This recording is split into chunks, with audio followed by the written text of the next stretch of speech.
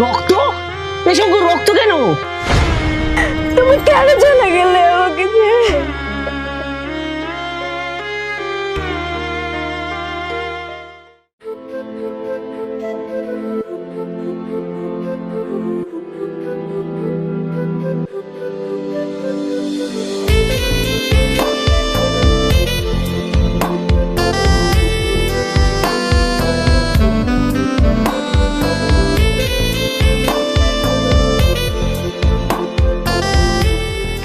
Sorry, অনেক late হয়ে গেল আসতে। হ্যাঁ, এটা তো তোমার স্ক্রিপ্ট সাজানোই থাকে, আসলেই তোমাকে এই কথাটাই বলতে হবে। আরে পাগল, আমার বাড়িতে কত কত কাজ থাকে, কাজগুলো কমপ্লিট করে তারপরেই তো আসবো, তাই না? আর হ্যাঁ, আজকে তোমার একটা সুখবর দেওয়ার আছে। বলো। আমি একটা ভালো কাজের ইন্টারভিউ পেয়েছি। এবার মনে হয় তোমায় আমি বিয়েটা করতেই পারবো।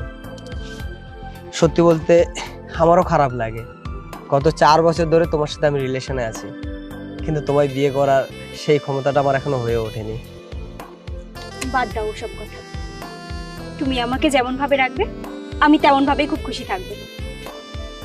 চলো ওই দিকটা থেকে ঘুরে আসি। চলো।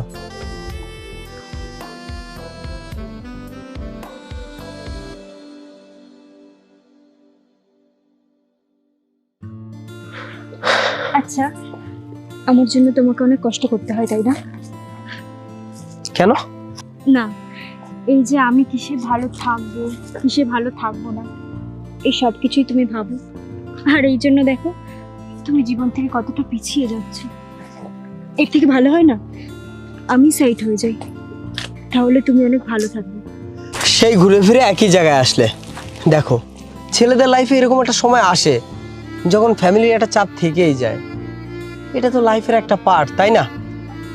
আর আমি বুঝতে পারছি আমি তোমার সময় দিতে পারছি না, তাই এত সমস্যা হচ্ছে। আর বাড়িতেও তোমার কথা দাদাকে এখনো বলতে পারিনি, কিন্তু খুব তাড়াতাড়ি আমি দাদাকে তোমার কথা বলবো। আর তুমি আমায় নিয়ে চিন্তা করো না, আমি যেখানেই থাকি যেভাবেই থাকি আমি শুধু তোমায় ভালোবাসি, কারণ তুমি আমার প্রথম ভালোবাসা, তুমি আমার শেষ ভালোবাসা। জানি তো। চলো।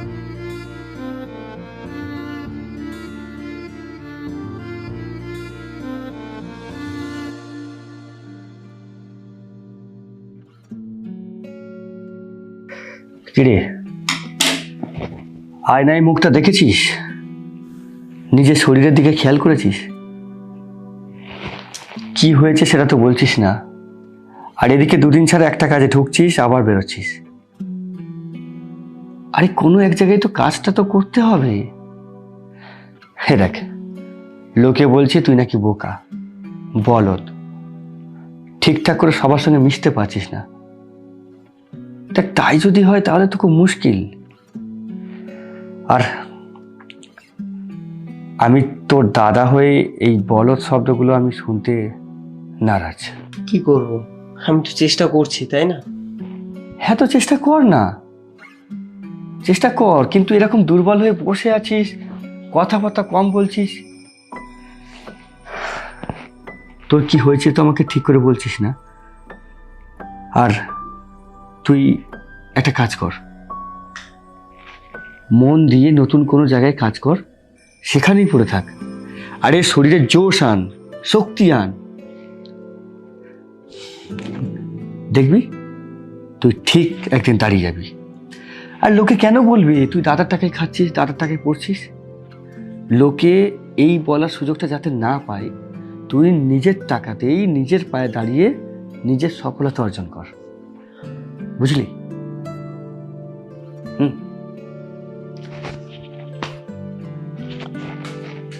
এগিয়ে চল।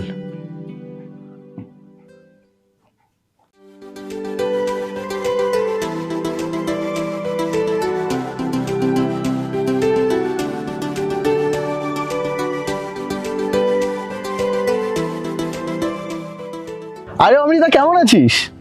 আমি তো ভালো আছি, তুই? আমিও ভালো আছি। পুরো 5 বছর পর বাড়িতে এসেছি, ভাবলাম আশপাশটা একটু ঘুরে আসি, কিন্তু এখানে এসে তোর সাথে দেখা হবে এটা আমি ভাবতেই পারিনি। আরে আমিও তো ভাবতে পারিনি এইভাবে তোর সাথে দেখা হবে। মাসিমা কেমন আছেন বল? আচ্ছা, একটা কথা বলতো আমাকে, আমি বাড়ি থাকি না বলে কি একবার আমার মায়ের সাথে দেখা করে আসা যায় না? মা কিন্তু ফোনে তোর খোঁজ নেয়, আচ্ছা যাই হোক, এখানে বসে আছিস, কেউ কি আসবে? না না, তেমন কিছু না, এমনি।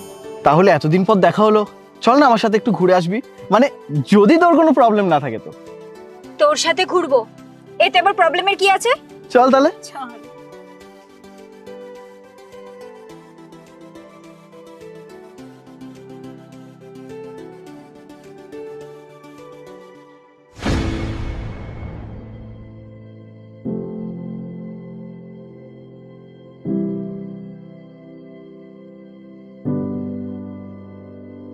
তুই আজকে যা, আমি অন্যদিন তোর সাথে ঘুরবো।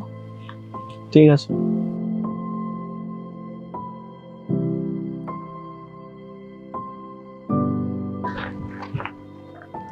আজকেও লেট করে আসলে, আজকেও সেই দেরি করলে। ছেলেটা কে ছিল? ও আমার ক্লাস ফ্রেন্ড, 5 বছর পর দেখা হলো। তুমি আসতে লেট করছিলে, তাই ভাবলাম ওর সাথেই একটু ঘুরি। আর ও খুব জোর করছিল। ও ও জোর করছিল আর তুমিও বারণ করতে পারোনি, তাই না? মানে এই তুমি কি রাগ করলে? না, আমি রাগ করতে পারি না। আর আমার রাগের কি কোনো দাম আছে আমি রাগ করব? দেখো আমি ওকে কি করে না বলি বলো? ও আমার ক্লাসমেট, খুব ভালো বন্ধু ছিল একসময়। আর ওর মা আমাকে নিজের মেয়ের মতো ভালোবাসতেন। বাহ, বেশ ভালো কথা তো। তাহলে ওর মাকে নিজের শাশুড়ি মা বানিয়ে নাও। এই একদম ফালতু কথা বলবে না, বলো তো একটা। বেশ ভালো, বললাম না ফালতু কথা।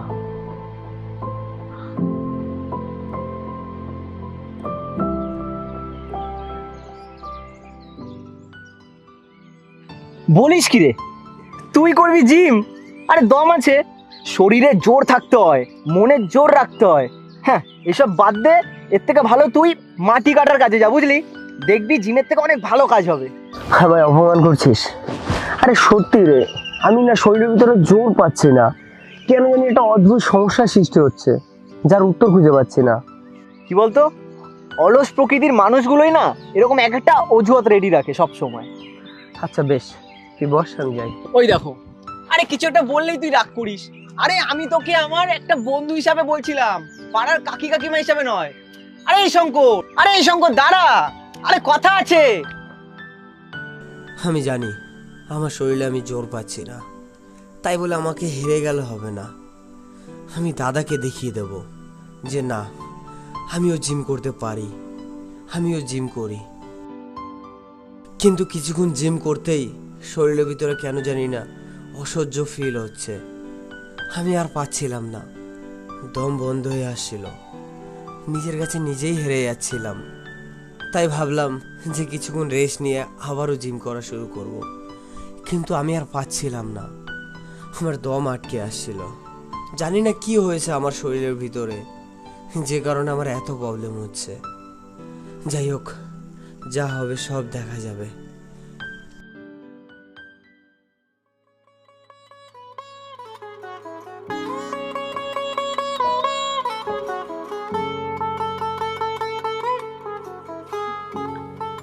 কিরে, বসে বসে কি ভাবছিস? মাছ তো আর পড়ছে না। মাছেদের জীবনটা কি অদ্ভুত, তাই না রে? মা বাবা ভাই বোন সবাইকে ছেড়ে আমাদের বড়শিতে ধরা যায়। আচ্ছা আকাশ, আমায় একটু বলবি এইসব কে আবিষ্কার করেছিল, আর ভালোবাসার ডেফিনিশনই বা কি হয়? দেখ ভাই, এত কিছু তো বলতে পারবো না, কিন্তু এইটুকুনি জানি, বেঁচে থাকার নামই হচ্ছে ভালোবাসা।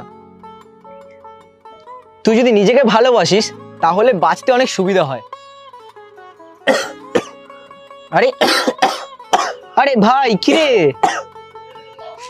আরে শঙ্কর,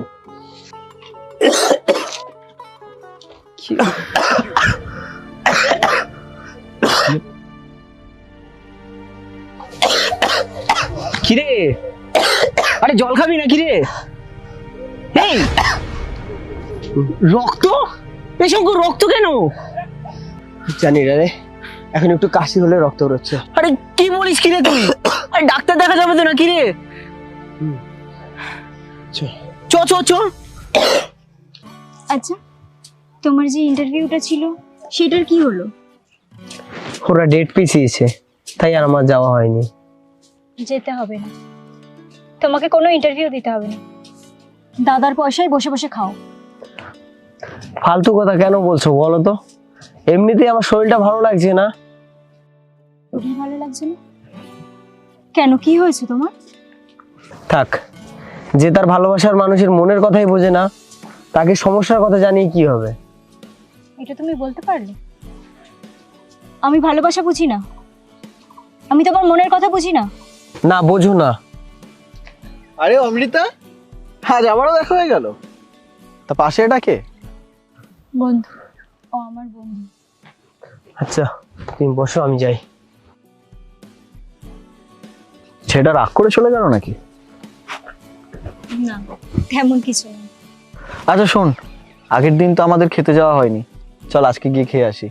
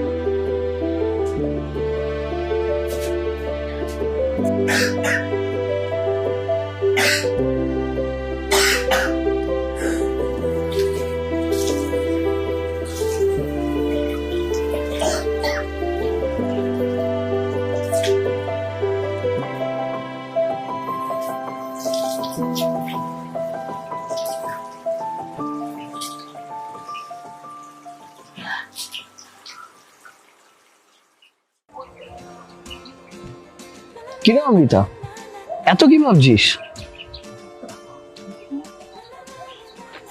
কিছু না, ভাবছিলাম একদিন তোদের বাড়ি যাব, মাসিমার সাথে গিয়ে দেখা করে আসবো। মাসিমাকেও অনেকদিন দেখিনি। আরে একদিন কেন, আমি বলি তুই আজই চল, আর মা তোকে দেখলে আরো সুস্থ হয়ে যাবে। সত্যি? মাসিমা আমাকে দেখলে আরো সুস্থ হয়ে যাবে? তাহলে তো একদিন যেতেই হচ্ছে। আচ্ছা শোন না, আজ তোকে আমার একটা খুব মূল্যবান কথা বলার আছে। দেখ, তখন আমরা ম্যাচিওর ছিলাম না, তাই হয়তো বলা হয়ে ওঠেনি। দেখ, শুরু থেকেই তোর উপরে আমার একটা আলাদা ফিলিংস আসে। অমৃতা, আমি তোকে বিয়ে করতে চাই সোজাসুজি, আর মাকে বলতেও হবে না। তাছাড়া এখন টাকা পয়সা, বাড়ি গাড়ি কোনো কিছুরই কোনো অভাব নেই। আমাকে একটু ভাববার সময়। বেশ, ভাবতে দিলাম।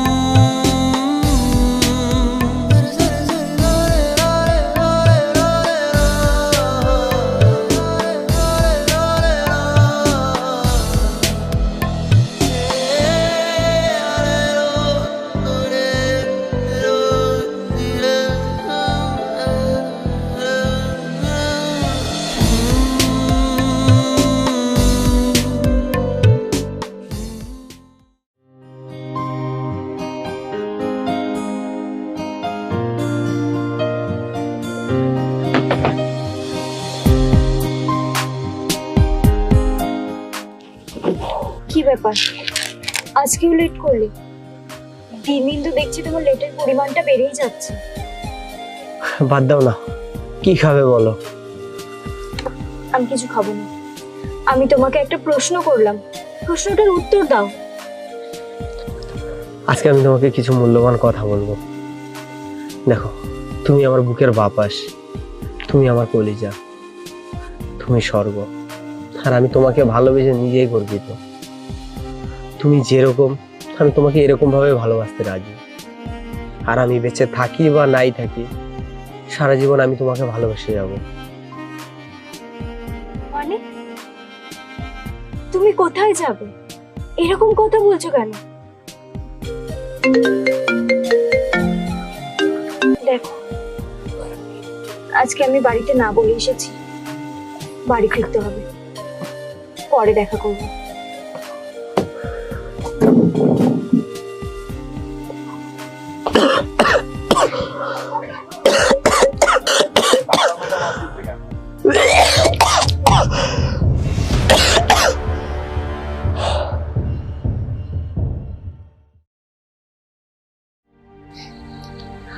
শঙ্কর, রাত তো অনেক হলো, বাড়ি কখন যাবি? আর আমিও বুঝতে পারছি না তোর এখন কি হবে। দিন দিন তো তোর রোগটা বেড়েই যাচ্ছে। আর এদিকে দেখ, অমৃতাকে দেখছি নতুন কোনো একটা ছেলের সাথে ঘোরাঘুরি করে বেড়াচ্ছে। শঙ্কর, তুই ওকে কেন বলছিস না যে তোর এত বড় একটা রোগ আছে, তুই এত বড় একটা প্রবলেমের মধ্যে আছিস? তাহলে তো সবকিছু মিটে যায়, তাই না?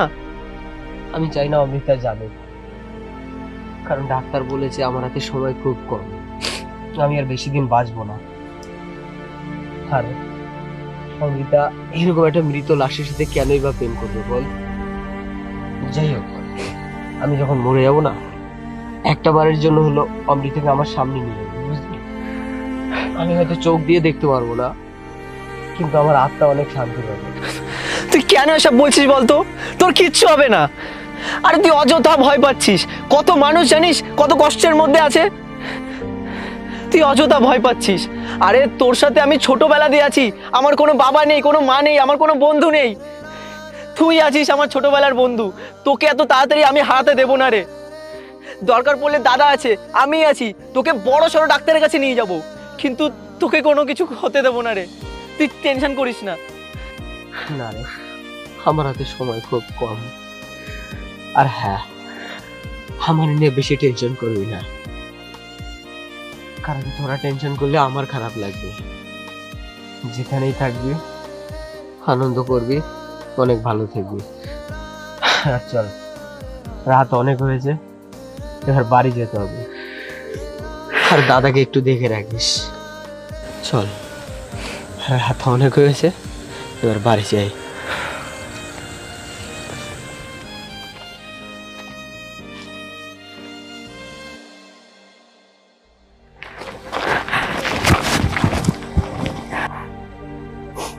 কি হয়েছে? আমাকে এত তাড়াহুড়ো করে এখন ডাকলে কেন?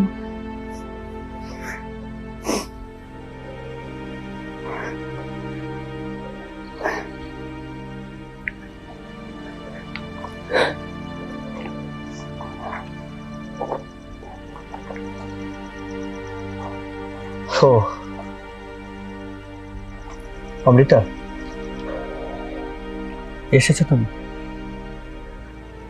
দেখো, আমার ভাই শঙ্কর কেমন চিরঘুমে ঘুমাচ্ছে। ও এতটা বোকা, এতটা বলদ, একটা কথা চিরকাল আমার কাছে চেপে গেল, বললই না। ওকে অনেক করে জিজ্ঞাসা করতাম, তোর কি কিছু হয়েছে, কত সমস্যায় আছিস? বলেনি। রেগে মেগে বলতাম তুই একটা কুড়ে বলদ, সবাই তোকে বলদ বলে, তুই আমার ভাই হয়ে আমার শুনতে খারাপ লাগে। শুনলাম ও তোমাকে খুব ভালোবাসে, তুমি ওকে ভালোবাসো। আমি দাদা হয়ে সব বুঝতে পেরেও কিছু বলতে পারিনি, কারণ ও পুরোপুরি ভাবে আমাকে কিচ্ছু বলেনি। তুমি যে অন্য কাউকে ভালোবাসতে, সেটা না বুঝতে পেরেছিল। বাড়িতে বসে একা একা গুমড়ে গুমড়ে কাঁদতো। এমন পাগল, ওর ব্লাড ক্যান্সার হয়েছে, আমাকে বলেনি জানো। আমি একটা দাদা, আমার কর্তব্য আছে, আমাকে বললে কি আমি কিছু করতে পারতাম না? আমাকে বলেনি।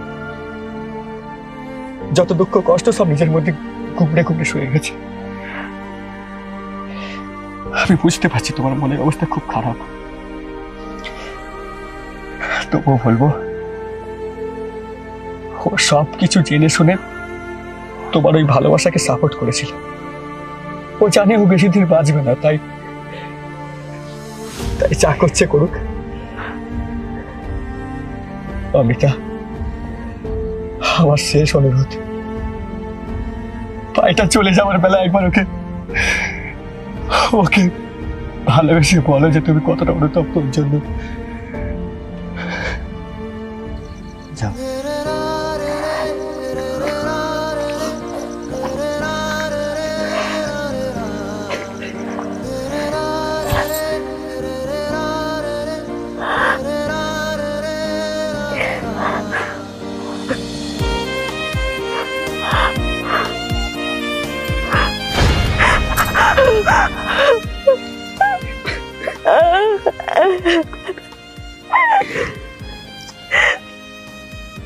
বহুত সেজে গেলে না, হ্যাঁ? আমাকে দোষী বানিয়ে বহুত সেজে চলে গেলে, হ্যাঁ? আরে তুমি কি বলতে আমি অন্য কাউকে ভালোবাসি? আরে ওই রনি, ও তোমার বন্ধু, তুমি আমার ভালোবাসাটা বুঝলে না। তুমি না বলতে আমি তোমার মন বুঝি না, তুমি আমাকে কি বুঝেছো? তুমি তো বললে না তোমার এত বড় একটা অসুখ করেছে, হ্যাঁ? আমি তোমাকে তাহলে যেতে দিতাম? কেন চলে গেলে? তুমি কেন চলে গেলে আমাকে ছেড়ে? তুমি আমাকে বলেছিলে না আমি তোমার প্রথম ভালোবাসি, আমি তোমার শেষ ভালোবাসি। আজকে শুনে নাও, কান খুলে শুনে নাও, তুমি আমার প্রথম ভালোবাসা, তুমি আমার শেষ ভালোবাসা।